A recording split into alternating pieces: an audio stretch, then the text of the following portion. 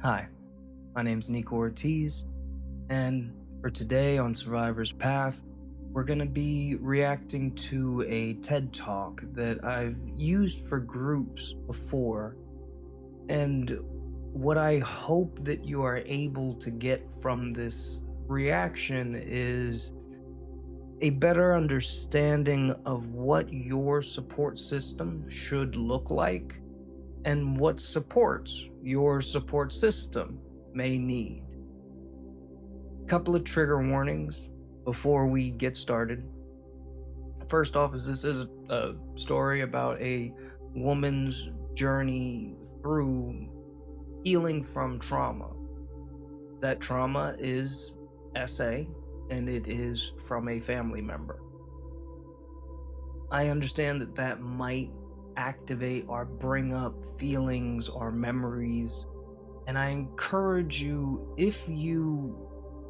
if this does bring up any type of an emotion for you, that you pause the video, take a breath, recognize what it is that you're feeling, come back to yourself, and if you feel able, then come back to the video and we'll explore more of what a good support system can feel like. All right, hopefully I do this right. I told my daughter, you've reclaimed your life, Adenike. Now live your life. It's your time to victorize the situation. At first, though, she said, Pops, you do know victorize is not a word, right? yeah, but then the poetry sunk in. And we both realized it means squeezing victory out of a negative situation, creating your own path, living your life in power on your own terms. Victorize. Yeah, that was just like my pops to help me reframe a terrible experience I had. When I was 14 years old, my stepfather violated my innocence with sexual touching. And at 16 years old, he raped me and clouded the violation under some sick predatory guise of preparation for my teenage sexual years. He continued the sexual thievery until I turned 22. But I'm happy to say that my real father, this dude right here, became an integral part of my healing. Instead of shutting down and turning away from each other, we chose to turn towards each other. We chose to be well. We started what I now call my journey of reclamation. I started by telling my family about my stepfather. Understandably, they were upset, yet I immediately directed them not to retaliate. Okay, so we're gonna pause here for just a sec. A term that I have trouble digesting is choosing to be well. And at many levels, that is a part of the healing process. Choosing to turn and face your demons, choosing to move forward in an empowering, meaningful way. However, I do want to acknowledge that there are people who, for one reason or another, may not be at a point in their journey where they can make that choice, or where that choice is even an option. So we'll keep watching. I just want to give a shout out for those of you that aren't able to heal just yet. It's okay. Yeah, and you best believe I plan to retaliate. I did. I'm glad we can laugh now, that's for sure. I planned to retaliate, but I didn't. By the time I got the news, I was instantly prepared to find the shortest route to revenge. I am no gangster, but I would have found a way to kill this man. Thankfully, my daughter, point blank, asked me to be her daddy and not her avenger.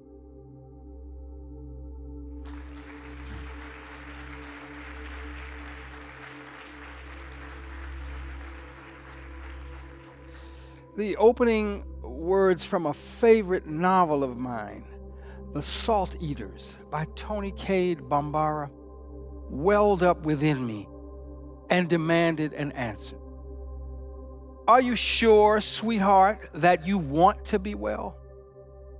How could I be well and still be a man if I didn't go to war with a foul individual who had hurt my daughter? Adenike's insistence that I walk with her, that I follow her lead, was my key to answering that question. I want to pause there for a second because I feel like that's, if you've been in a relationship or a friendship with a person that has experienced trauma, or you have learned of recent or ongoing trauma, I've definitely felt that struggle before. How can I be a man? How can I be a just person and let that hurt go unanswered? But I like how the father says, I wanted to be her daddy, not her avenger. I recognize that despite my own innate desire to be protected and safe, I didn't want either one of my parents to go to jail. I knew there would be no personal satisfaction or gratification if they were incarcerated for punishing my criminal stepfather. I'm so thankful they listened to me. I didn't have a plan of action for my stepfather, but I had a plan for my family. I'm so grateful my father turned towards me and respected my request to stand down. And to this day, he has allowed me to continue to lead the charge to our healing. He showed more strength and restraint compared to his natural instinct to destroy my stepfather. Listen. Again, I really appreciate how the focus is that her family is there to support her, but also to let her lead the charge, to take direction from her in her recovery. Like so many men, I had absorbed the lessons that I must protect my honor at all costs. From other men, from the movies, from locker rooms, from the very culture of American manhood, I was taught that her sexual assault is all about me. That her sexual purity is directly connected to what it means for me to be a man, a good father, a protector. But when I actually listened to my daughter, it was clear. I knew revenge would just worsen the situation. So I took deep breaths and I took direction from her. Again, starting by devoting myself to working with Adenike, along with her mother and the legal system, to convict this man and send him to jail.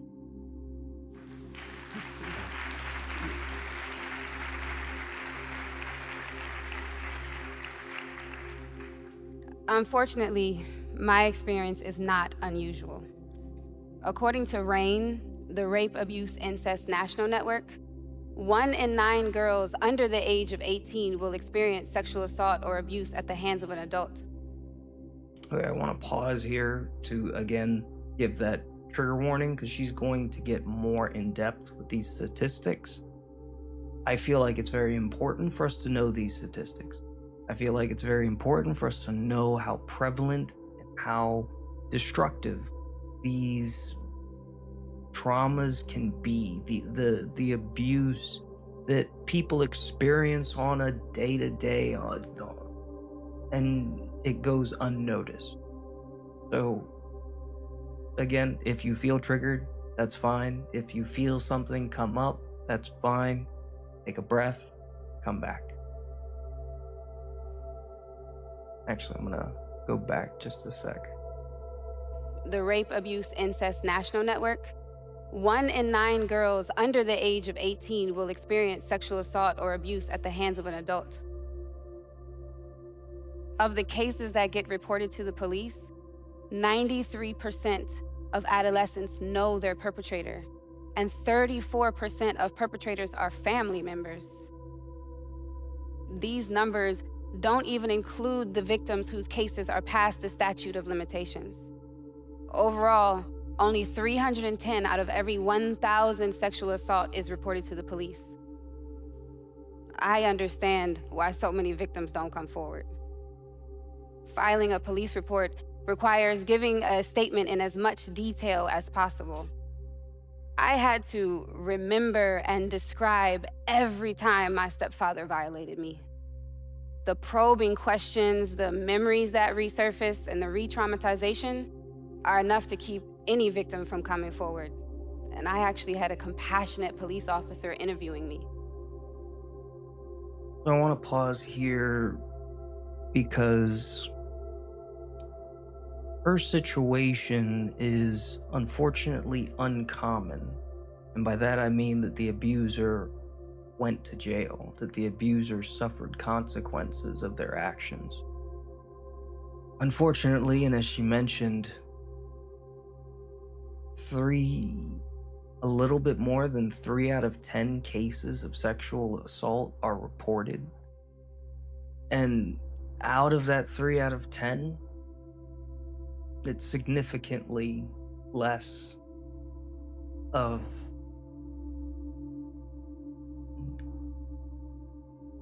in those 3 out of 10 cases that do get reported, we would be fortunate to get one of them that actually has a criminal being brought to justice for their actions. So when she talks about understanding why victims are hesitant to come out or to tell their story, when I encourage you, I implore you, if you ever hear someone say that, oh, why didn't they just speak out? Please don't punch that person in the face. I know, they might deserve it. We don't do that though. Kindly explain to them that if they ain't there, if they're not in those shoes, they don't get to judge. And the effects of child sexual abuse and assault can be long-lasting. Victims of child sexual abuse and assault are 4 times more likely to experience PTSD as an adult, 3 times more likely to experience a major depressive episode as an adult, and often face increased struggles with self-esteem and personal flashbacks. I relate to those statistics firsthand. I've often struggled with depression and feelings of unworthiness, and dating was so difficult. I would often run into men who would ask me, when will you be able to get over your abuse? When will you be able to just forget about it, let it go? Some men wouldn't even continue talking to me after I explained my past to them. But what they fail to understand is healing cannot be rushed. Everyone heals differently. Going back to that, why survivors don't tell, why survivors will keep their secrets to the grave. She's talking about going on dates, and men minimizing her experiences, minimizing sexual assault, even in those intimate relationships. She's still told, just get over it. Besides my personal experience with abuse, I've actually got 20 years as a professional educator, scholar, and personal coach. And I can tell you the one common thread to healing is you must acknowledge the pain. When you ignore pain, it will come back and show its ugly face and drag you back down to the original symptoms of the trauma. Oftentimes, this happens without warning and at the most inopportune moments. You must move through your trauma. But first, you must make a conscious decision to be well, one step at a time. Moving through your trauma. I love it. I really appreciate her way of phrasing this healing journey for her. Again, I know some of us do not have the luxury to choose to be well. Ideally, when you are on your path to healing, you will have that opportunity to feel empowered, to reclaim your life, to reclaim control. But at the same time, I know it can be very difficult to look at those things. And they're going to talk about that in just a second. But acknowledging that pain is hard and necessary. If you have a broken leg, we need to see the leg so we can know what the damage is. Okay, let's keep going. Yeah.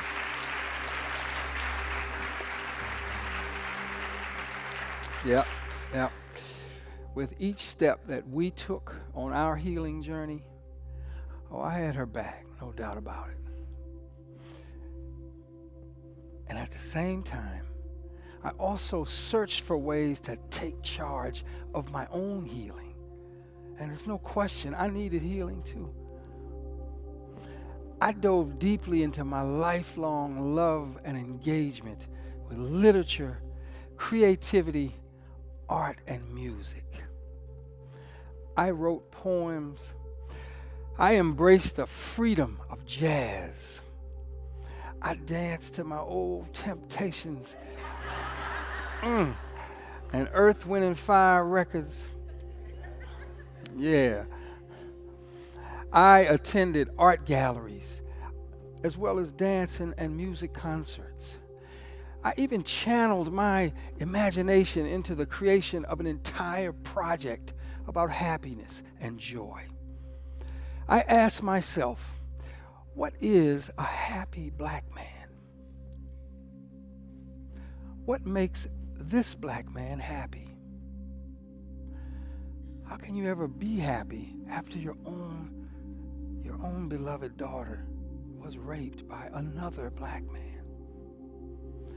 A man who had shaken my hand.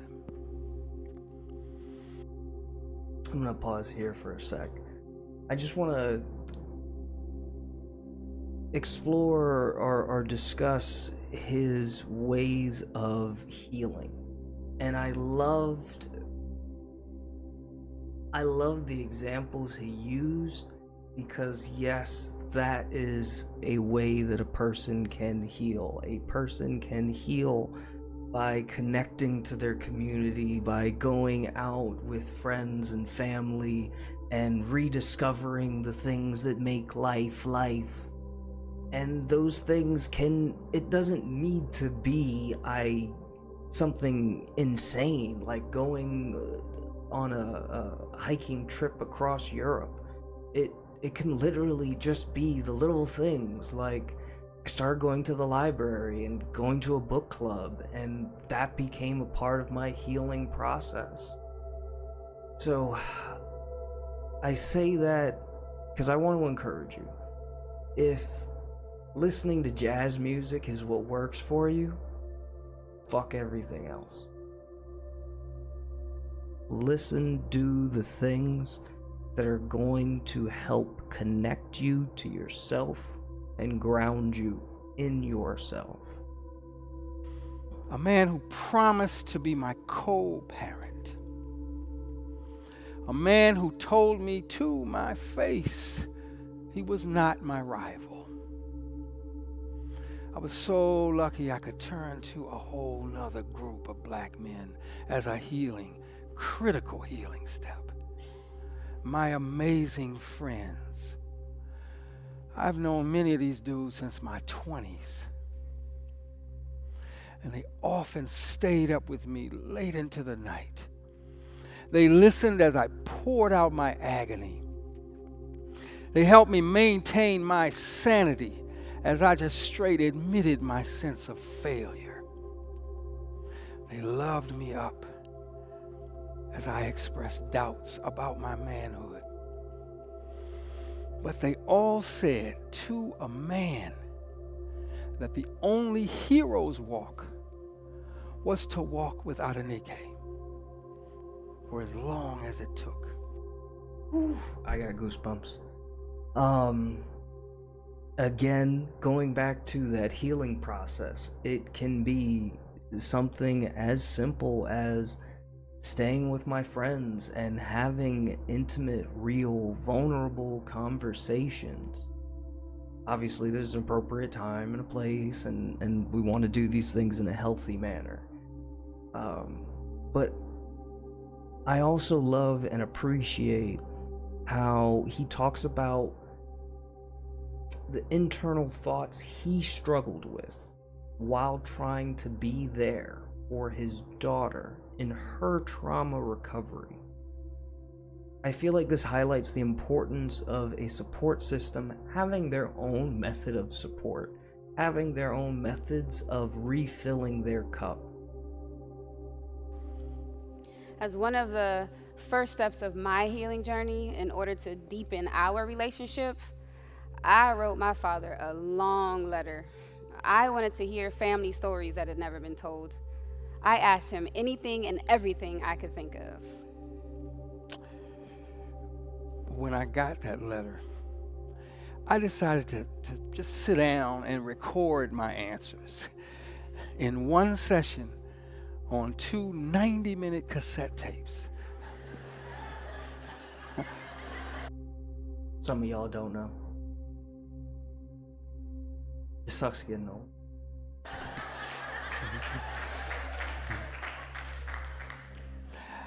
After all my years as a professional writer, I wanted her to truly hear my voice. I answered her questions with complete emotional transparency. I was never defensive about my past decisions, my past mistakes. I promised Adenike that I had the courage to be her father, to be her daddy, to be her pops. When I received his cassette tapes, Okay, going back. I'm gonna let them play. I'm getting a little ahead of myself. I sat in my room with my headphones on, listening closely to his answers. Hearing his voice became the first brick to the foundation of the relationship that we have now. His voice gave me the courage to begin the toughest part of my healing, counseling. And with my therapist's help, I continue to build the relationship with my father that I truly needed and desired. So, I like how she said the most difficult part of my healing journey, counseling. Because yes, counseling can suck. Yes, when you go see your therapist, sometimes your therapist will help organize your thoughts and clear the clutter from your mind, and you leave with a clearer head. Other times, you go over childhood trauma and sexual assault, and it just sucks. But again, we need to see the pain to know how to heal it. Okay, let's I also want to mention that the father being honest with her first is a great example of, if I feel like I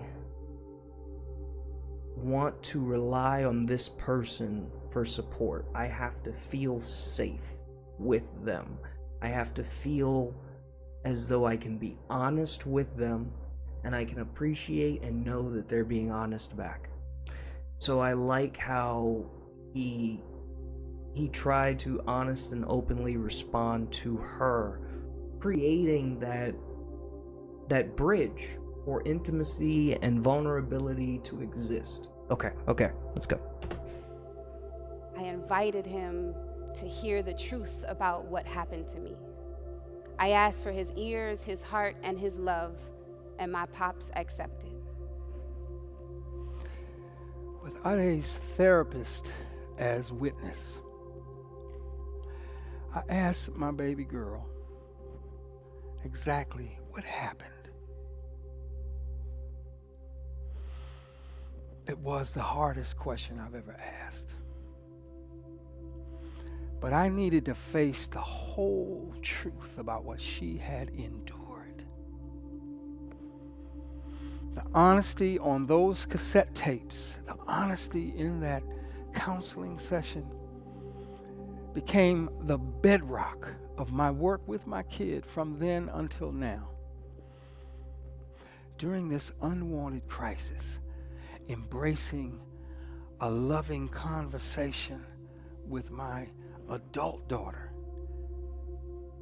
became set the standard for our future communications. Okay. I love hearing a parent say all of the right things is just so nice. Him saying, I took what she said and I wasn't defensive. I told her I had the courage to be her daddy, to be her pops. Oh my God. And then asking what exactly happened. And I've had the privilege of, and I look at it as a privilege, the privilege of working with trauma survivors who have gone through similar experiences. And when a family gets it right, when they just ask that one question and then they don't talk, they just listen, and the only time that they talk is to say, we love you and we hear you. It's magical. It's unfortunately rare for me, but truly beautiful when I see it. Okay, let's keep going. We established the trust we needed to continue to heal and stay inspired. We dug into our wounds and searched for our healing. What do you need to begin to build your healing foundation? Therapy? Non-abusive allies? Whatever you choose, it will require that you dig in. It hurts, it's tough, and it is a consistent lifestyle change, but it is so worth it. Consistent lifestyle change. I want to add that too. Very important to note. It's not just I worked out 3 times a week for the last 3 months and now I'm cured, or I went gardening and did gardening for a month and now I'm cured. It's a consistent daily lifestyle change. My pops and I found our own rhythm to healing, our own beat and cadence, turning towards one another and not away. But like Chaka Khan sang,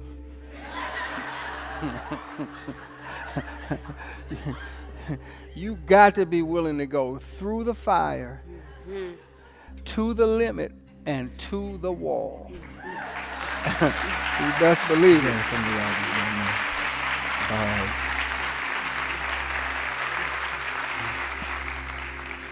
I knew I had to earn any loving lessons I could gain from this ugly, ugly experience.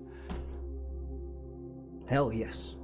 I had to earn any loving experience I could gain. I love the word earn, because let me tell you, when you do therapy, you gotta earn every step towards recovery. You have to own it. I love it. So I just literally imagined myself courageously collaborating with Adenike.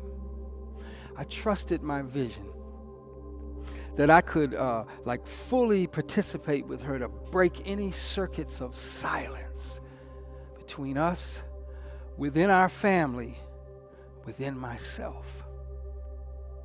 I opened myself to discussing any and all difficult subjects, no matter how uncomfortable such discussions made me. Hell yes.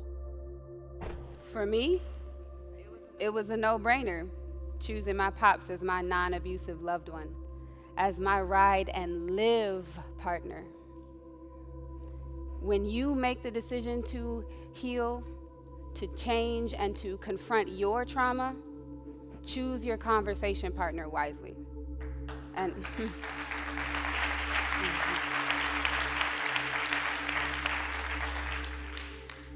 and remember, they do not need to be biological family. Your ally can be a friend or a coworker. Choose someone who can help you imagine a healthy future. Someone who can help you chart a roadmap to that inspiring future. Choose someone who doesn't automatically give you answers or solutions.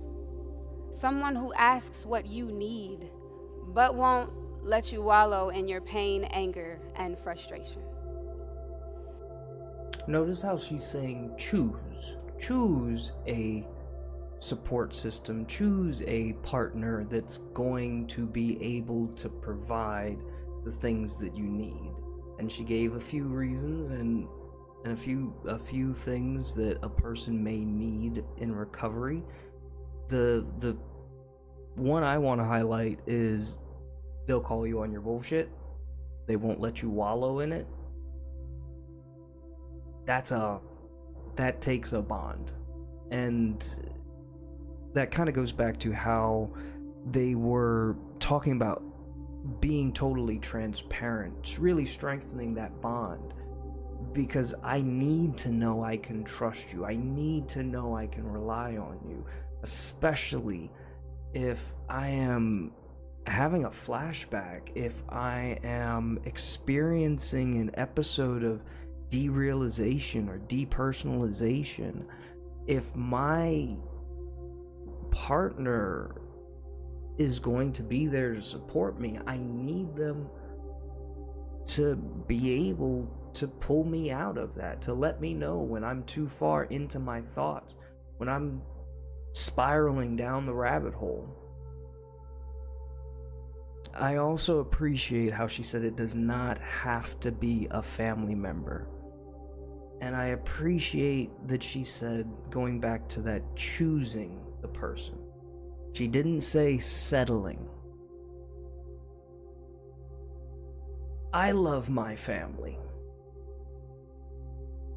Mostly. But my aunt, for instance, does not believe in mental health. Why would I then rely on her as a support? Why would I expect her to be a support? I know she doesn't believe in mental health, so what would compel me to try to talk to her about it? She's not a good support. She might be a good aunt. We might be able to talk about everything under the sun, but not that. When she talks about choosing an appropriate partner, it's about choosing a person who's going to be able to respect your vulnerability and provide you with a safe place. So again, choosing a partner, not settling. I'm glad that Adenike and I learned. I'm sorry, I'm thinking about my last conversation with my aunt and mental health. That was my bad. I should have known better. From this unwanted trauma that we are both fighters. That there was no way we were going to let her criminal ex-stepfather win. Period, pure and simple. Our bond grew from father-daughter to Pops and Ade. By choosing to be well, we became friends. We felt this magnificent renewal stirring within us. We even learned to laugh. We discovered that we could be silly together. When folks see us in public or on social media, nobody would ever know that the tragedy of sexual assault had stalked our lives. I knew when we took that road trip that I was at a point in my life where I needed more from my father.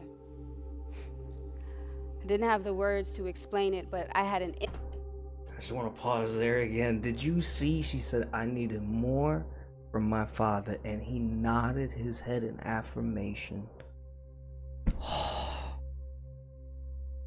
It's those little things that make the difference. It's those little things that is going to be the difference between your adult child feeling comfortable talking to you and not talking to you. It's so nice to see. Okay. We're about instinct that done. Our road trip would become a vital part of my healing. And it was. I reclaimed my voice and I reclaimed my father. We've earned this relationship. Our living legacy is finding and using our own voices.